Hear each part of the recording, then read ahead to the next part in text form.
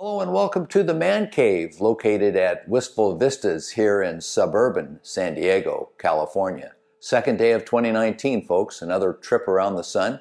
Hope you all enjoy taking it. Hope you all enjoy catching up and staying with me as we go through the saga of ownership with this beautiful Campisi Customs full carbon Panigale V4S. Got a couple of projects today, nothing really earth-shattering, but believe it or not, there's some fun things we have left to do on this machine. And by the way, one of them is an urgently needed repair. Stand by. Hope you enjoy a little bit of our journey here. Quite a bit of it will be shot with the chest mount camera, so keep your eyes open. Talk to you in a bit. First thing we're going to install are these beautiful titanium engine mount bolts. These I acquired from V4EVO. My friend Petrus there. I hope he doesn't mind me calling him my friend. I've only bought the bolts from him, but I did, in fact, talk to him on the phone. He's a master mechanic, versed in all things Ducati, Panigale, and learning a lot and working on his own V4.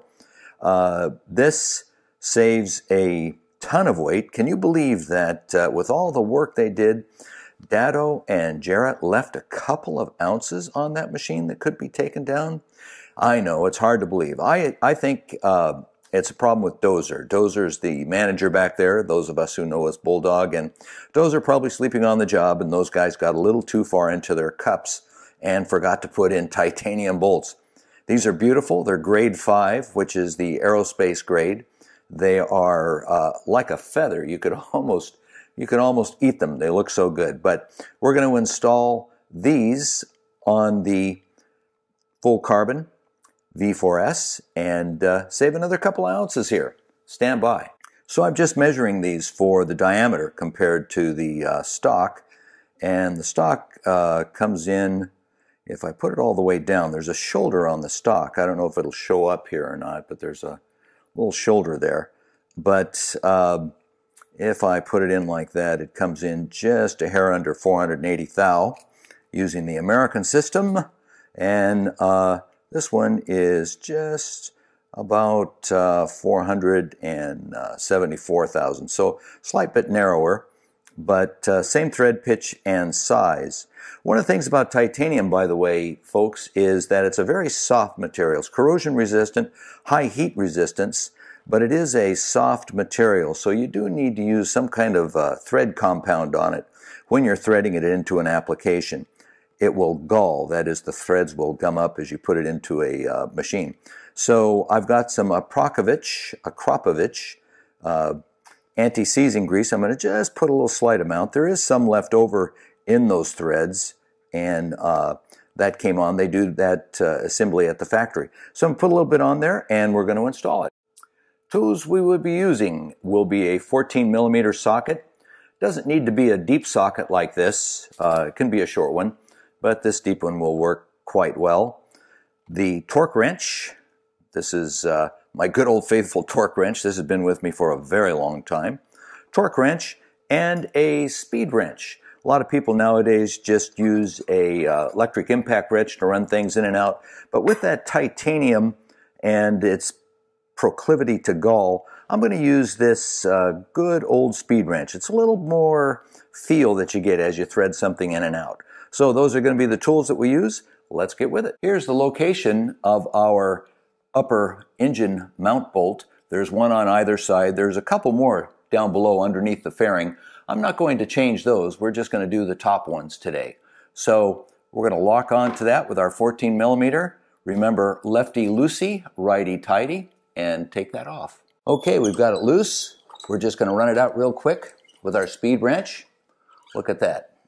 20th century technology at its finest. And then we're going to put the other one in right away so as not to waste any time. Just a little bit of the Akropovich. Those of us who don't speak Serbian or Slavic languages have a problem with pronouncing that. Just a little bit of the anti-thread seize on that. This stuff is good enough for mufflers, so it'll work in the high heat environment of a motorcycle quite easily. And now we'll insert it back in. So again, I want to thank my friend Petrus at V4EVO for doing this. This is a really cool little Not very expensive. They're, I think, $40 a piece modification to take some weight off the machine. All right, we've got it snugged in. We're going to go to the torque wrench. Well, remember our old comment about righty-tighty, lefty-loosey. We're going the right way now to lock this in. 90 Newton meters, or as my conversion factor told me, a hair over 66 or 67 foot-pounds of torque. This is the old-fashioned torque wrench, so it'll give us a nice satisfying clunk when it gets down to that torque. Stand by. There we go. Do it again. Got it. She's in. Last thing we're going to use is our Dykem Bright Mark. This is a witness mark, so we'll put a little line on the side of the bolt. I don't know if this will come out on film. They do it at the factory as well, to show if it moves or not. So we've now done that. We put a mark on it, and we'll run it hot and cold for a week or so. Keep our eye on that mark and see if it moves around. We'll also come back in a week or so, set the torque, and just make sure we haven't lost any of the torque value. There you go. Probably shaved a good 10 pounds off of that machine.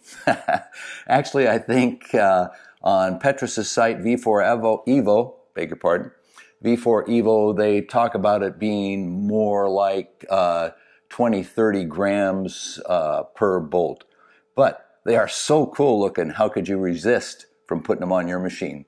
There it is. Install complete. Thank you, Petrus. Thank you, V4EVO.